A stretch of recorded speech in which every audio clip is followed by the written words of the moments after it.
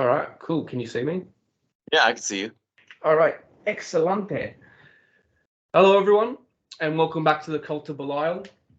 No, we haven't posted a video in the past month. On my behalf, it's been due to work commitments, change of work, fight camps, and mundane responsibilities, working on the website, channeling things for the order, and the book. But we are very glad to be back and creating videos, content, etc. How are you feeling, Paolo? I'm feeling pretty good. I'm feeling pretty good. I had a good week last week. I got a raise coming up, and I know what kind of money I'm going to get from the raise because my boss asked me. So I'm pretty satisfied with life right now. Things are great. Fuck yeah, dude. It's good to hear, man. So within this video, first and foremost, we wanted to give an update for what's going on with the order, the book, and the website. In the last video, I said the website would be released within a month's time, and I underestimated how much is actually going into this website. Just to let you guys know, the website is very well done on its way to completion. All that's left is getting all the content, sigils, rituals, etc. that we've released on Facebook, Instagram, etc. onto the website and putting them in categories, making somewhat of a library for our viewers and people who watch our stuff. This, I underestimated how much we've actually released over the past year or two. So that's taken quite some time. So probably a bit after New Year's, the website will be released, I estimate, somewhere around there. In terms of the book, we've got quite a lot channeled.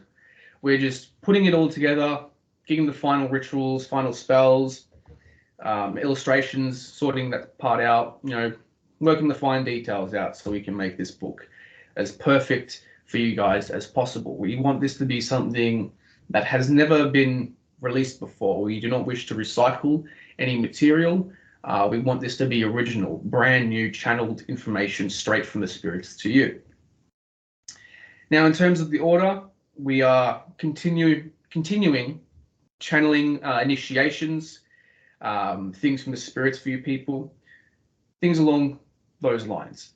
I believe, Paolo, you and the other team members met up the other week, beginning of this month. Yeah, we did. And let me tell you, it's really strange meeting people that you only know online, but both William and Donnie, they're great people. And, outside of our rituals and stuff, like, I feel like I would, like, if we just met, like, at a bar or something, I feel like I would hang out with them, But the initiations themselves, they were fantastic. We had some strange things go on during them. We had a fire alarm go off twice in my apartment, and after that happened the first time, I disconnected it, and then we started up again, and then the fire alarm went off again. And it's stuff like that where it's like, dude, that can't happen. Like, there's no fucking battery in this thing. How? Yeah, that often happens during rituals and spell work. Even like technology around you just does weird things, malfunctions, stuff like that. Yeah, it's very interesting how that happens. I remember on my very first ritual when I was 17, which was an evocation to Lucifer, the bathroom toilet actually exploded that night. Like, I could hear something like in the hallway, like it was like a hissing noise. I'm like, what is that?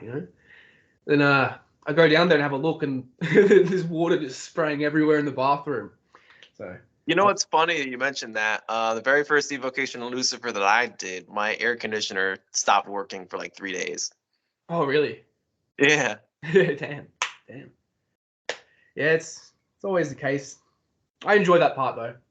Adds a bit of spice to the mix, I guess. Oh yeah. Yeah, definitely. But within this video, I wanted to talk about working with Lucifer, how to connect with him, what working with him involves, beyond general evocation rituals, and sigils, which everyone who is watching this should have delved into by now. And if you haven't, we've got all of those things on our Facebook and Instagram, free for you to use at your own disposal, of course. Perhaps in the future, we could make a video upon the actual mechanics of using sigils and evocation itself. But for now, we'll just keep it along that topic. So I would like to ask you, what is your experiences with working with Lucifer? How do you find working with him goes on a deeper level alchemically? So here's the thing, dude. I don't work with Lucifer all that often. But I remember the first time that Lucifer popped up. I was actually, it was like the first like really real astral projection that I had while working with Azazel. And immediately after, he was like, look into your mirror. And I looked into my mirror, and clear as day, I saw Lucifer's sigil pop up in the mirror. And I was like, well, that was interesting. So I think it was the next day or next couple days, I evoked Lucifer. And ever since then, the very first thing that he told me was that I was to undergo an alchemy process. You know, that I was going to be doing stuff like this. And I didn't understand what spiritual alchemy was at all, you know? And I would ask people, and they weren't giving me like really satisfactory answers. Um, but I will say one thing. We talked about this a little bit before we started recording. When you start working with an entity like Lucifer, an entity like Azazel, um, you start taking on certain attributes of them. And for Lucifer, it's like this thirst for knowledge, you know, and that is something from like the very first couple of encounters developed very quickly within me. And I've come to learn that spiritual alchemy, on top of make you a better magician, will make you a better person as well. Um, I was gonna make a short. Oh God, I'm getting memories now. I was gonna I was gonna make a short, like a really quick saying about the difference between spiritual alchemy and like empowerments. Um, you know, the difference being, you know, spiritual alchemy will make you both a better magician and a better person, but empowerments will just make you a better magician. You know, like at, all alchemy processes are empowerments. Not all empowerments are alchemy processes. Um, but as far as like when you invite an entity into your life, when you invite Lucifer into your life, even though you're not doing rituals with him, like he's going to be watching, he's going to be around. And there have been times where he's popped in the middle of my rituals or in the middle of whatever it is that I'm doing to either prevent me from doing stuff. So it's like this is when I was curse happy and just fucking slinging them out left and right. And he'd be like, hey, stop doing this, you dumbass. Or he'd pop in when I'm trying to contact another entity, and he'd be like, hey, this person you should probably check up on. And I'd get visions and things like that. Or he'd just tell me some things that are going on around me, you know?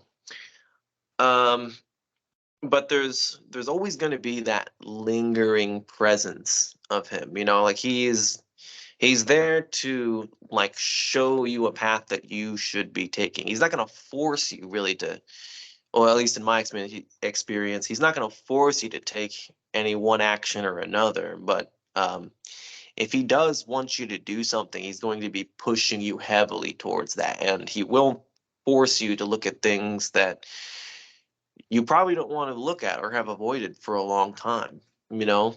And he's going to bring up events around you and influence things around you to make you look at things, you know. And this is part of delving into shadow work a little bit too, you know, like when you can do shadow work without, you know, working with an entity, right? But when you are working with an entity, it's like having another pair of eyes on you, you know, like even if you don't want to fucking look at your shit, you're going to. Yeah, definitely, 100%. You described perfectly his style of shadow work. He forces you to look at the stuff that you've been avoiding, just like you said. all the secrets, all the parts of yourself that you have kept within the dark, so you don't see within the light, he shines his light upon and brings it to the surface from the subconscious to the conscious and forces you to look at it. Sort of like someone when they're under a spotlight, when they're being interrogated almost. You have no choice but to look at yourself. And a lot of people, when they go through his style of shadow work, have issues with looking at themselves in the mirror. They feel like something else is looking back at them that is not them. That's your shadow. You should not shy away from that. You should directly look at it. That would be the most beneficial thing to do. But exactly as you said perfectly, he'll bring up events, things of that nature. My experiences with him, when I first began working with him, was familiar. I'll put it that way. All my life, it wasn't like this with any other spirits, only him. I've had something there watching. As you just described, he's always going to be there. He's always going to pop in.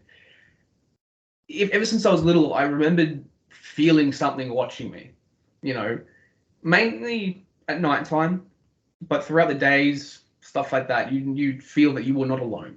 There was something there in the background. And when I connected with him for the first time, did my very first evocation, started working with him many years ago, I realized that all this time it was him, watching and just being there. As a kid, it used to scare me quite a bit, because you don't know what's going on, you see, not see, but you feel something watching you as you're sleeping, and then all of a sudden the floorboards start creaking, and something's walking around your room, what's going on? But over time, as you delve into this and you mature as a person, a human, spiritually mature, you realize that it's nothing to be feared from. Nothing to fear, right? It's just spirits. That's what they do, He doesn't do this with everyone. Some people will evoke him and have him there for the first time, and as you said, he'll always be there. There are some people that he is there from the beginning. I find those people, he's their patron. And he takes under his wing, so to speak. These people he will teach and give knowledge to. He will show them many ways to do things. Lucifer, when you work with him, you can ask him for things, yes. And you can manifest things by asking him. Have him manifest them, But what he prefers to do, which I also prefer to do when people come to me for things like services, he prefers to teach you and show you how to do it. He likes to show you your own power. He empowers you that way. Give a man a fish, he'll eat for a day. Teach a man how to fish, he'll have fish for a lifetime, kind of thing. And that's exactly what he does. He will show you how to do it, teach you. He's a teacher, the illuminator, the enlightener. That's his thing. That's what he does. And a lot of people mistake that for him denying them, and they get iffy and upset. That's just what he does, and it's actually more beneficial for you as a practitioner than going, "Hey, I want this. Can you give this to me for this?" Other spirits, yeah, they do that sort of thing, but he prefers to teach, definitely, and help you grow as a magician and a human being. Now, the ways to connect with him outside of an actual ritual, using his sigil, all these things, is to practice self-love. What do I mean by self-love? It may not necessarily mean looking at yourself in the mirror and thinking this and that. It's more looking after yourself as a person, taking care of your health, taking care of your mental state, your hygiene, things of that nature. Putting yourself on a pedestal and really becoming the best version of yourself is true self-love, not narcissistic self-love, which is nothing necessarily wrong with that, to a degree, to where it's not toxic, I guess. But true self-love is being the best version of yourself, If you have things in your life that you know you shouldn't be doing or aren't good for you, self-love is to get rid of those things, to take care of yourself and love yourself enough to sacrifice these things within your life. Doing that sort of thing makes you automatically closer to him in connection, because that is exactly the same thing he embodies, self-love. Pride as well is a great thing to connect to. It is a powerful tool that he taught me and showed to me and got me to work with. Pride can be a double-edged sword, don't get me wrong, but when wielded correctly, it is a powerful thing. It's like a source of fuel. It fuels the fire of passion, and motivation. And it's also a shield. He once told me, pride is my shield, and I can't remember the other one. Pride is my shield and something is my sword. I can't remember the other one at the moment. But what does he mean by pride is my shield? Pride can be used to protect yourself. It can be used to block things. If someone is trying to stir you up, right? And this goes into a lot of drama that's going on at the moment within community and whatnot. But if someone's trying to stir you up, get a rise out of you to make you look bad, which is something a lot of people do, you sit back with the pride of a lion. What does a lion do when a hyena nips at it? Doesn't take it seriously. It walks away and does its own thing. If you have enough pride within yourself, you don't need to give them a reaction. You don't need to play the game.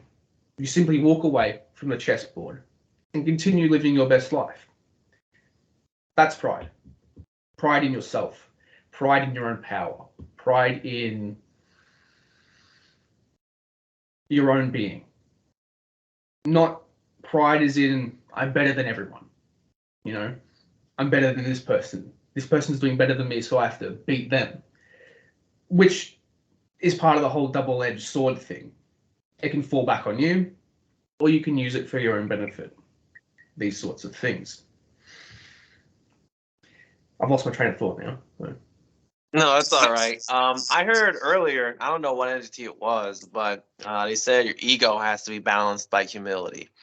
And the way I interpreted that was, the things that you're good at, the things that you are powerful with, you should be fucking proud of that. You've earned your say in those things. But that doesn't mean that you should. You should also be humble enough to know where your weaknesses are, Um, and fuck, I lost my train of thought too. I was gonna say something about pride, and it's just fucking escaping me. There's a lot to unpack with what you just said. Yeah, I'm sure it'll come back. That's right. Yeah, I'll continue on about pride, right? Pride can also pick you up when you fall, right? We fall and we rise. Some people, when they fall, struggle getting back up. Some people don't get back up. They continue digging a hole for themselves, right? Or they allow themselves to stay down. Pride, the spirit of pride, the passion within us, for what we do in whatever aspect of life is what picks us back up. Coming back from whatever it is in your life isn't a physical thing. It is a bit of a mental thing, but it's a spiritual thing. Your spirit is uplifted by certain emotions, certain qualities within yourself. Pride is what picks us back up and makes us keep going in life, right? When you are beaten, right, and left there, are you going to allow yourself to stay there and let that person win, or whatever happened win? Or do you have the pride and the belief in yourself and your own power, your own ability to be able to get back up and say, we're not done, and you continue going? To be able to look at yourself in the mirror and say, can I do better than this? Is this where it ends? No. I'm going to continue going. I'm going to be the best possible in whatever industry I'm in, the best possible version of myself, you know. And that's where it gets in the double-edged part. You know, there's nothing wrong with wanting to be the best, but you have to accept that it's going to be difficult, and you have to keep humility about it, right? Or else you'll never actually achieve, you know, climbing that mountain towards the top. You know, if you can't accept your weaknesses, how can you improve as a person? If your ego is constantly in the way, you cannot improve and climb that mountain. You have to be proud of your strengths, believe in yourself, but also be able to accept your weaknesses or when someone else is better than you, to be able to learn and grow and be better. Yeah. Fuck yeah, dude. I remember what I was going to say earlier, too. You know, there are certain spiritual practices that preach that, like, the ego is something that needs to be killed, or what have you. And I couldn't disagree more, because, you know, the ego is like the stuff that what our instincts tells us we need to live, you know. And if we start repressing stuff like that, if we start repressing who we are, dude, it's like um this toxic sense of spirituality, you know. Mm. That's really all I have to say about that. Like, I wouldn't in a million years want to kill my ego, you know, like my achievements, what I've done in my life up to this point, things, again, things that I should be and that I am proud of. Like, I don't want to fucking be to lie to myself, basically, and try to put on this facade of like, oh no, it's nothing, blah blah blah, this and that. um but again, like you said, like, if your ego is getting in the way, like if you've got this overinflated ego where you think you're like untouchable or invincible, invulnerable, like, you know, like us young guys do, um you can really like fuck yourself up. Nobody's untouchable. Nobody's invincible. Mm. Uh, it's a balance thing. It's a balance thing. Exactly. 100%. Definitely, which is something Lucifer embodies. Balance as well. Yeah. Interesting you said that. Very interesting. I forgot where I was going to go with this actually now. Because I had something to say with what you said, but I've lost my train of thought again.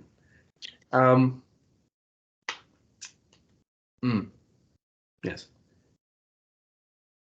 You keep going. Yeah. Oh, I was gonna jump into aspects, but if we don't want to move on yet, we don't have to. That's right. Yes, with another thing working with him is balance, absolutely. Balance in lifestyle, the mental balance and spiritual balance, right? Balancing the ego and the higher self. That reminded me what I wanted to talk about. Ego, my experiences with the ego, right? Yeah, with the ego, I found not killing it, but sort of breaking it down and molding it back up is sort of a very good thing. You don't want to kill your ego. No, your ego, like your shadow, is your friend. You don't want to kill either one. It also shows that you fear those things, right? Mm-hmm. You can kill it straight away. No, you want it to serve you. You don't want to serve it, right? But when you work with spirits through shadow work, you know, all the things, the lovely things we do with them, they will break these things down so that you can be reborn and sort of utilize certain qualities and aspects that you can hand pick from your ego or your shadow to serve you. And whatever does not serve you gets destroyed, you know, or cast away.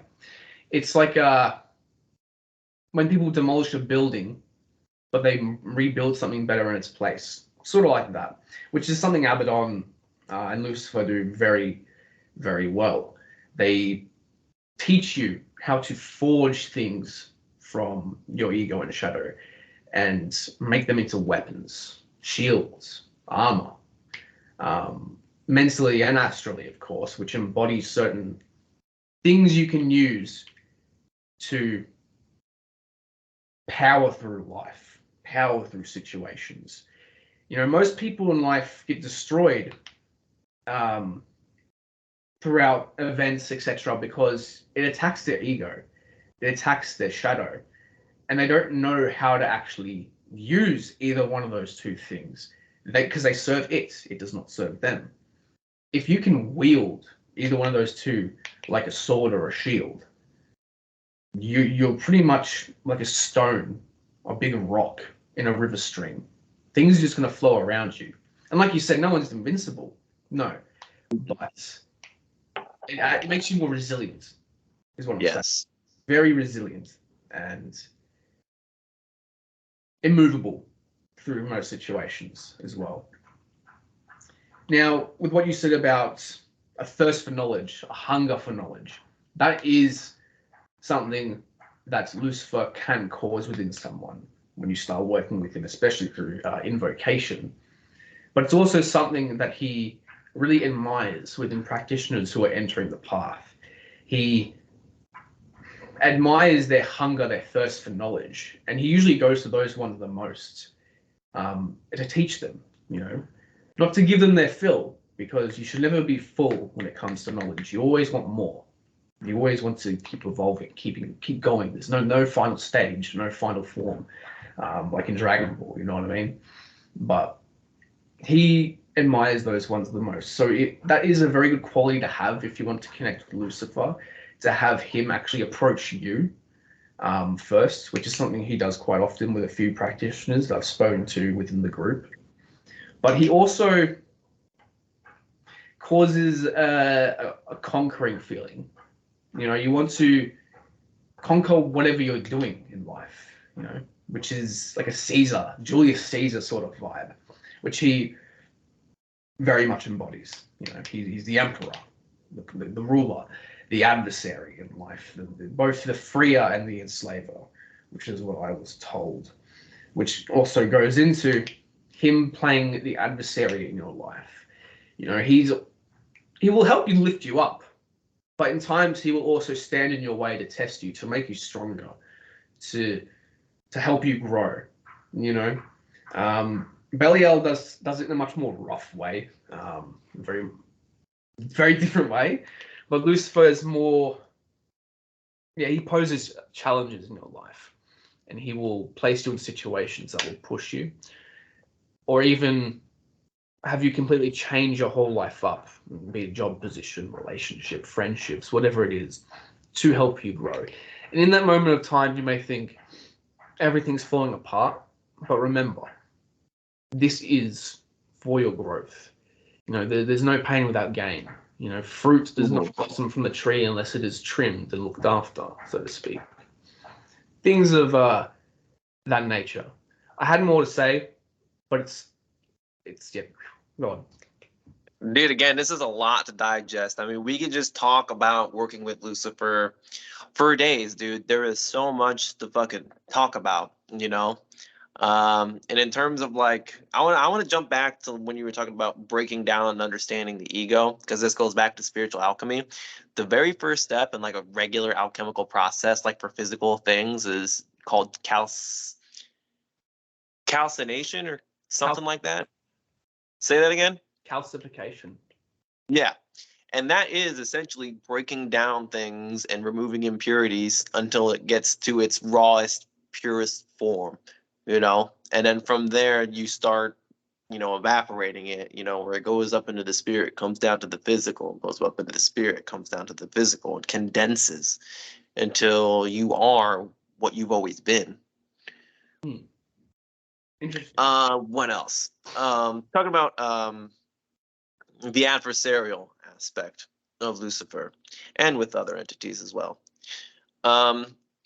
If you ever find yourself in situations like this, it's truly a sink or swim moment, because if you think you can just sit and wait for it to pass without doing anything, you're mistaken. You know, you're gonna have to do stuff something about it. There's a lesson to be learned.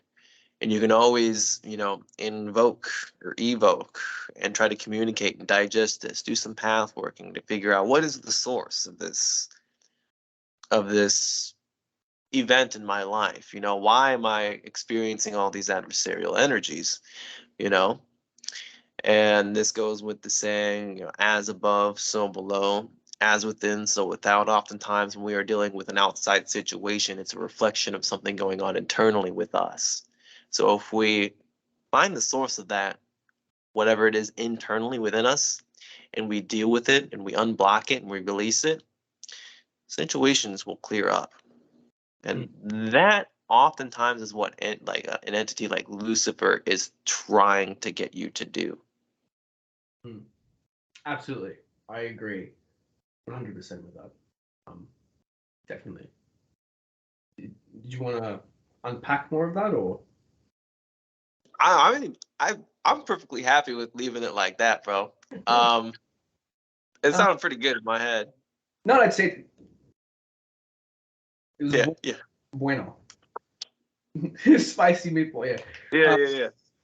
But yeah, one thing that I'm sort of reminded to speak about, as you were speaking just then, was how he helps those who are lost, not just in life, but people in the occult who are not on their path. They can feel it, they can see it. They're like, what am I doing? I don't know what to do. I'm lost.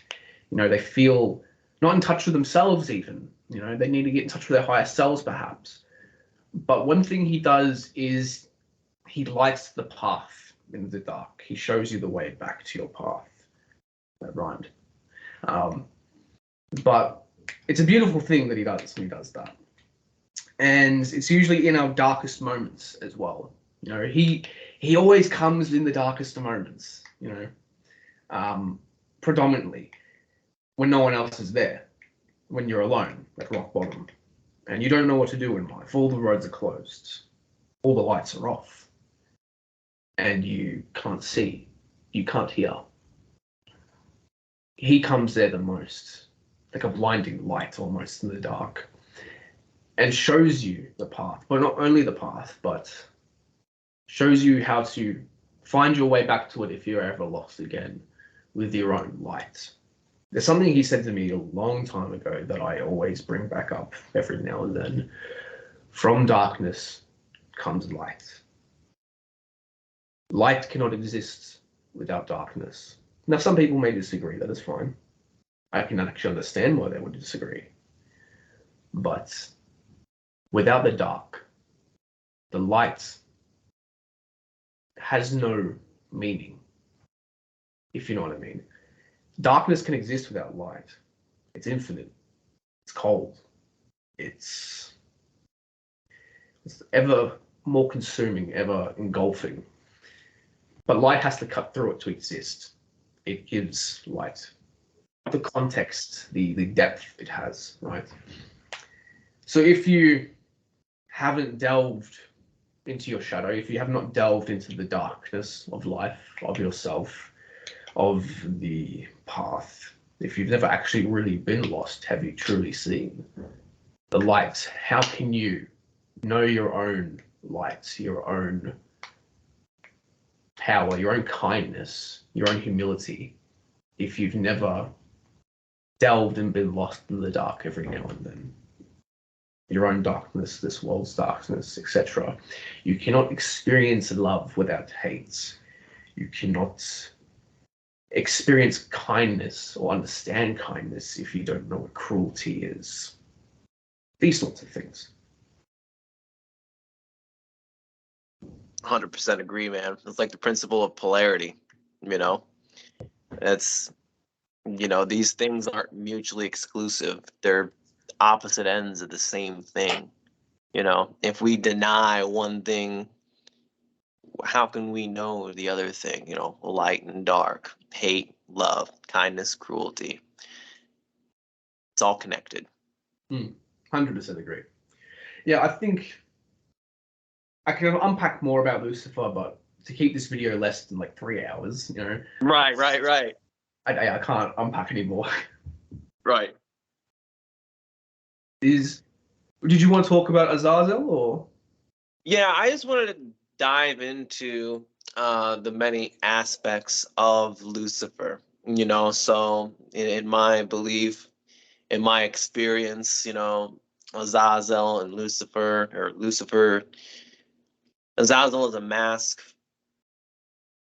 of Lucifer, and Lucifuge Rophakal is also one of Lucifer's masks. Satan would be another mask of Lucifer. And it just sort of digests all that, what is a mask, what is an aspect. It's basically how the entity presents itself to you, and what kind of attributes and what kind of personalities and characteristics they exhibit while you work with them. So both Lucifuge and Satan are sort of like the dark aspects of Lucifer. So Lucifer's the light bearer. Lucifuge's name literally means to flee from the light, you know. And if you've worked with either of them, like whenever you work with Lucifuge, when you do like a really powerful evocation or invocation, and it feels like the air in the room gets sucked out of it, you know. Um, but Lucifuge, I invoked him. What day was this? It was either yesterday or the day before that, dude.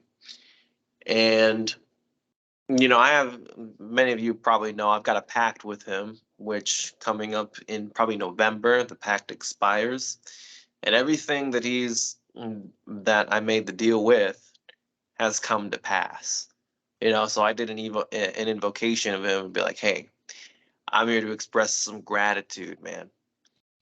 And when you're dealing with this aspect of Lucifer, he's also very much a teacher. He also has a lot of good teachings about alchemy. Both Lucifer and Lucifuge can teach you a lot about the black sun. You know, the way that they go about doing it, though, is a little bit different. My experience with Lucifuge has been much more of a, okay, you have to call me if you want to fucking get in some information, you know. The very first time that I worked, or that he came on my radar, he was actually trying to get my attention. Like he was showing up in dreams. He was showing up in my friends' dreams. His name was popping up everywhere. Um, so I did the ritual, and I was like, "What's up? What's this happening?" And we had a mutual interest, and it seems that we're both happy. As far as Azazel goes, this one's a little bit more complicated because all these aspects of Lucifer have like this teaching element to them. You know, Mm. I haven't worked enough with Lucifer specifically, like in ritual and like any sort of devotional period, but Azazel works a lot in the same ways that Lucifer does. Um, it's just the way that they teach. Like Azazel again is one of those spirits that like I'll just give an example. The other night I sat down and invoked him, and I had one thing on my mind that I really wanted to know. But then as his presence filled the room, my attention went to something else immediately.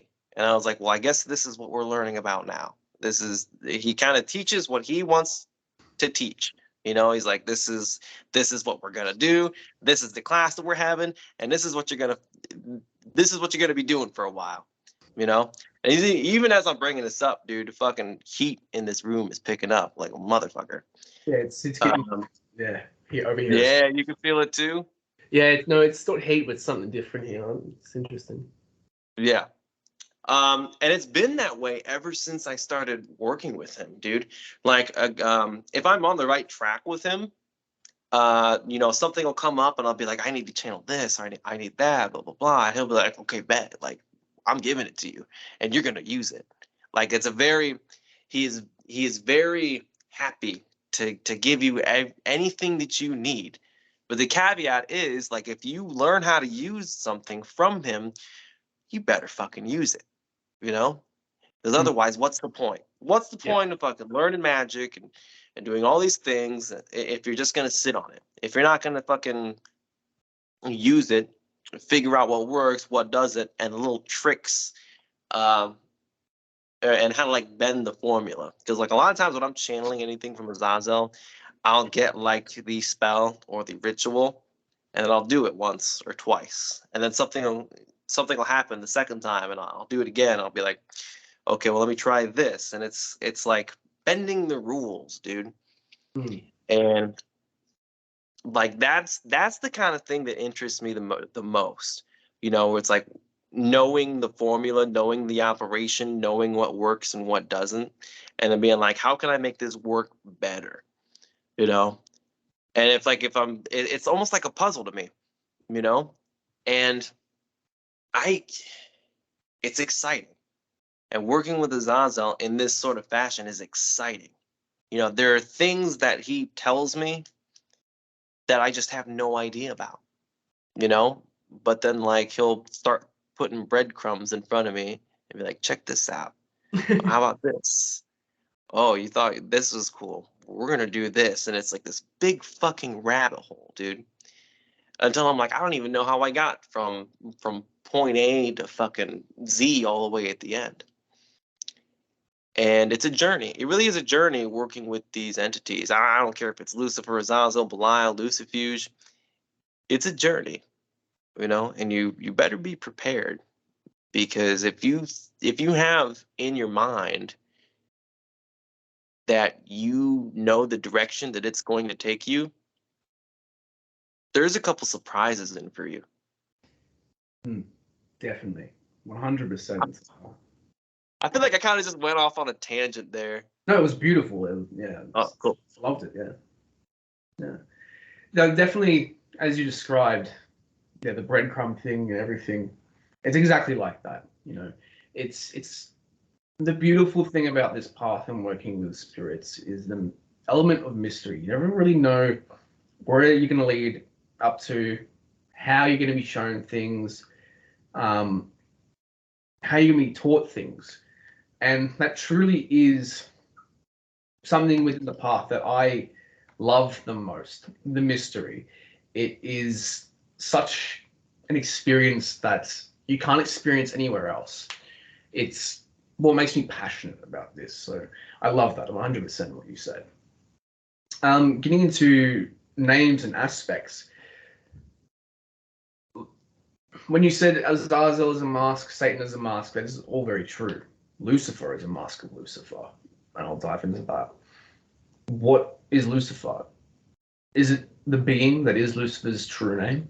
No, it's a title, the light bearer. Whether he allows it to be given onto him and comes forth from being called that, or he gave it to us, I do not know. But it is a title. Same as Satan, Azazel.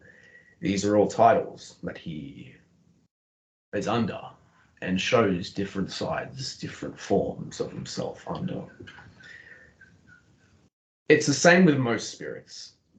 We don't actually know their true name of this being, because if we did, that would give us tremendous power over this being, which would be catastrophic, in events. It's the same as when you get your own true name for your higher self. You don't give it to anyone, you keep it to yourself. We all have different things we're called. Am I Anton? Probably not. Definitely not. That ain't my name, but it's what people call me, and it's what I respond to. And it's what I appear as to people who call me that. I assume it would be the same with Paolo. Are you really Paolo? What is behind Paolo, Sorry, that was very passionate. I don't even know anymore. Fuck. Yeah, like it's exactly like that, It's a beautiful thing. I won't divulge into that too much, just to keep us on track. But yeah,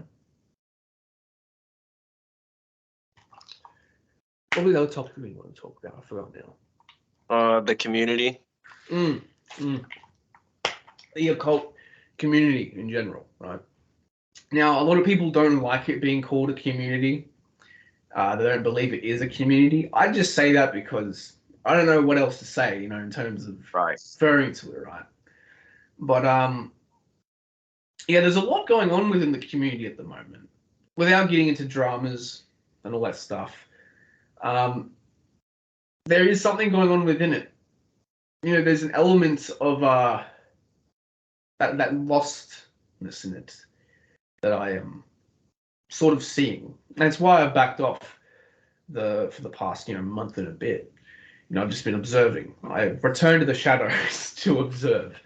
Yeah, and I don't know, like for a while, when you get involved in the community as sort of someone who makes stuff like content, videos, stuff like that, a lot of people tend to be consumed by that. Something I'm actually guilty of. I was just focusing on giving people stuff. Teaching people all these things, and it went from teaching people to just pushing stuff out. And it takes away from your own spiritual path. Is your path really to be doing that? Is that what you've been put here to do? To be some figure in the occult? A lot of people have to ask themselves that. It becomes very lost, and sometimes you have to sort of separate from the occult community to find your own path again. You start finding yourself again, or else you're cutting yourself off from your own power. It's just something I've noticed within a lot of people in the community and myself as well. And it's interesting to see. Yeah. Hell yeah.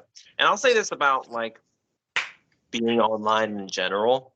Like social media spaces are just inherently toxic. I mean, there's what we do, the occult, magic, whatever you want to call it. There's, certain fan bases that are just toxic, sports fans, anything like that. If it's online, dude, generally speaking, there's gonna be people that just put a bad taste in your mouth. And to focus more specifically on magic, dude, the one good thing about having, like our Facebook group, the cult, is there are some things that like you can share to get opinions on, and the community is great for that shared gnosis. The thing that it's not great for is like if somebody disagrees with you, or if you disagree with somebody, it's very easy to get at somebody's throat, Yeah. and that's just, what good does that do? People are entitled to disagree with you, and you're entitled to disagree with other people. However, what good does it do you by voicing that? If you're just going to shit talk people, what does that say about you? Again, this goes back to everything being a reflection, as above, so below, as within, so without. If you're constantly projecting shit out at people, then what does that say about you internally? Now, I'm not saying that if somebody's, you know, throwing shit at you, that you have no right to defend yourself, you know? As the saying goes with anything. Like if somebody like in my mundane life says, oh, he can't do this. He's a shitty fabricator. He's a shitty worker. He is an asshole. He's a fucking misogynist, anything like that. Of course, I'm going to put them in their place, but you have to know that I guess what I'm trying to get at is like, if it doesn't directly involve you or your life, just stay away from it. And for people like me and Anton and anybody else that has sort of a public profile,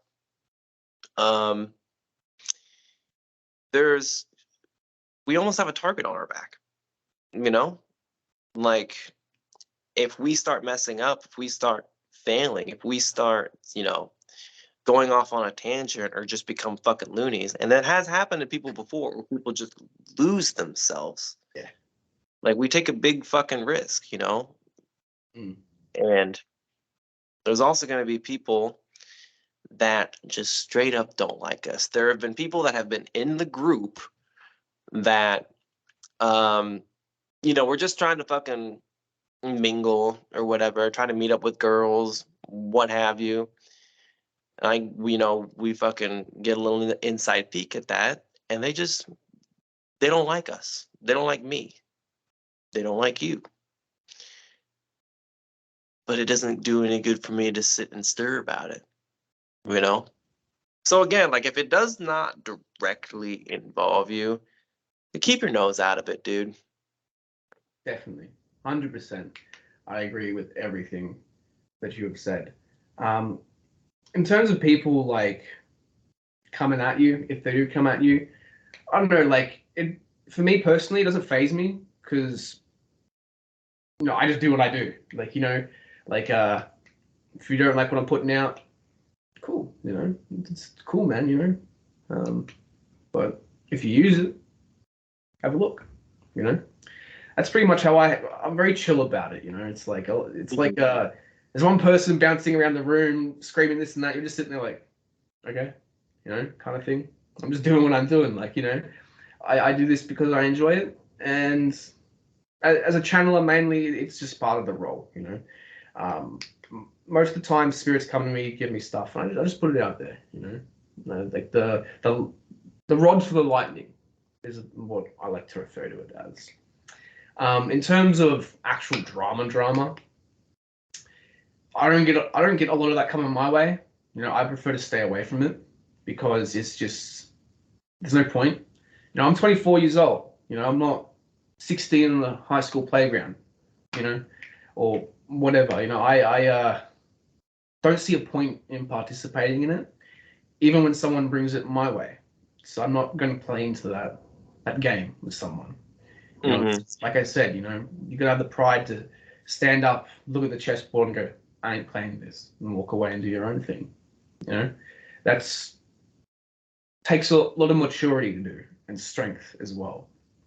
Now, in the community, I think we mentioned this in the video about Fredo actually from Dark Sorcery.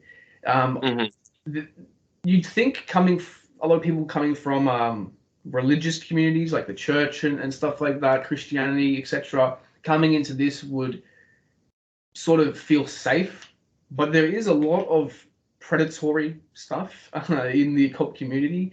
A lot of con artists, scammers, people who are generally stuck in some form of psychosis that will go on and on. You just got to learn to weed those people out. You got to learn to be able to spot that, and all those sorts of things. And in terms of other dramas, people who are actual occultists and attack others in terms of publicly trying to get a rise out of them, which I have seen quite a few times to others. Like I said before, are you put here to do that? Does it all really? Is that really what you being a magician is about? Or are you just lost from your own path and you don't know what you're doing anymore? That sort of thing. It's interesting, and I've met a lot of great people in this community, a lot of people that I respect and admire. I came to this community as just someone trying to learn when I was 16, 17. Originally joined Dark Sorcery, and I met a lot of great people through that taught me a lot and actually lifted me up and helped me grow as a person and magician. And I'm just here to return that favor and do the same thing for others who are entering this path. That's how I look at it. Absolutely, man. And one last thing, dude, like, being online and stuff like that, you're gonna have to practice discernment. Don't pay attention to what one person is saying about the other person, and this person and that person, and blah blah blah. What do you think about the person? Exactly. Like, you can see plain as day in the kind of stuff that they put out. You can see the energy. You can feel the energy that they're putting out. And I have been absolutely blessed to meet a lot of talented, awesome witches and magicians alike, dude. And like a lot of them are like really down to earth people, And so like when shit gets flung left and right, like it almost hurts me a little bit because why are we doing this? You know? And this goes a little bit into like witch wars and stuff too. Like there's a danger aspect to this, you know? Um, you really shouldn't like poke the bear, you know? Unless you Because really deal with that bear. yeah. Yeah. Fuck, I lost what I was gonna say. Don't poke the bear, man. You might have another fucking thing coming. There's tricks that I haven't shared with anybody. I'm sure Anton has tricks that he's never shared with not a single soul. Like it's like how much you want to fuck around and how much are you gonna find out? It's one of those things. Definitely, 100%. Yeah, I won't get into that. I'll remain in the shadows of that one. Yeah. Yes. But yeah, I've had people literally steal my stuff. I'm sure you have as well. People steal your stuff. Several other occultists have had that. Me personally, I don't give too much of a shit because it's not. I don't do that for me half the time. I do that for the spirits. They come to me, they give me stuff, and they go, "Put it out there, please," and I do it. It's part of a channeler, So I that sort of stuff doesn't bother me. It's actually a compliment. See, you like my stuff that like much. You want to claim it as your own or whatever. Go ahead. Cool. I don't care that much. I think it's honestly really fucking cool. Like, I got a lot of friends that are like starting out and whatnot who like will use something that I've channeled and will get like really awesome results. And I'll be like, yay, and I think like that's the cool part about being in this sort of position that we're in, that like we can get people from like, oh, I don't know about this or that, I don't know about myself, to like getting something that fucking works. And then being like, whoa, okay, I'm thirsty now. I want to see just where this will go. Like, cause that's what happened with me. I wanted to see where this would take me after I started getting shit to fucking work, And I don't think either of us ever saw, making a channel, making a large Facebook group or anything like that happening when we started out. I certainly didn't. I was just having fun. Yeah. Yeah, I just woke up one morning and was like, yeah, I'm going to do this. Just decided.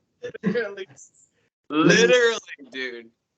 Yeah, I just woke up and was like, all right, what are we doing today? Like, and just, here I am, here we are, And I am actually very blessed to have such a great team, with me, such as you and the others. It's very hard to find such a solid team full of genuine, talented people who know what they're doing and are just overall great people. So thank you and the other team members. Without you guys, none of this would be possible at all. And without the people watching this, none of this would be possible. And what gives me a rush, what gives me passion and keeps me going doing this is working with people like you, mingling with other talented, respected occultists, and teaching people. I don't like doing services that much because I'm like Lucifer. It's like, man, I don't want to do it for you, but I'll show you how to do it because it gives me genuine joy empowering someone to that degree to where they can do it for themselves. They don't need to ask me to do it, and they don't need to pay me something to do it. I'd rather teach you. Absolutely, man. And a lot of times, like when I'm doing rituals for other people, recently it's just been for friends, like it's it's one of those things where it's like, oh, you have a need that comes up. I have something that I can try. I don't know if it'll work, but we can try. Hmm. And then we get it to work, you know, stuff like that. And helping a friend out with your spirituality. I mean, you can cast a spell with a fucking candle. You can fucking make a sigil and like cause some significant change, you know? Like it does not take much. And again, I'm gonna jump back to the pride thing, you know? Like it almost boosts your ego a little bit to be like, yeah, I did this with a candle and a sigil, you know? And it helped somebody. Hmm. Hmm. I definitely understand what you mean. 100%. Definitely. Yeah, but I've unpacked all that I can unpack, I think, actually. But if you got more you want to talk about, I'm more than happy. No, I'm perfectly content. I think it's a long video. I don't know where we started. Yeah, it's a bueno. Very bueno. I will say one thing. Shout out to Anton having a new fucking laptop and not having to hit mute every time we were jumping in between. It makes the conversation happen so much more naturally. Yes, You know? it was so like, I'd be sitting there like, sort of just looking at the screen like, when can I unmute? When can I unmute? Like, like. Right. Right. So here's what I want to see, dude. In the comments in this fucking video, shout out to Anton's new fucking laptop, please. I want to get at least like 2 people to say it. Hashtag Anton. If you've watched this far, definitely. If we're talking about doing live streams, figuring out how to do that on YouTube, I am completely inept at anything technology based, right? So oh yeah. I'll try looking into it, but we'll get it sorted eventually with YouTube live. Yeah, absolutely. Lives and stuff. But Yeah, I'm gonna be getting a webcam for my laptop too. I've got a really souped up laptop. It should be able to fucking handle whatever I throw at it. So that's something to fucking look forward to. I just have no idea on like what software to run or anything like that. The guy at Best Buy says that he fucking does live streaming shit and he can help me out with all that. So maybe I just talk to him. I don't know. yeah, I mean, definitely. I was looking at some stuff that other people, other cultists use to do live streams, but I don't understand any of it, man. Like, yeah, so Me neither. I'll have to learn that and do that. But yeah, cool. Fuck yeah, dude. Cool. All right, shall we end this here? Yes, sir. Alrighty, I'm gonna try and stop recording.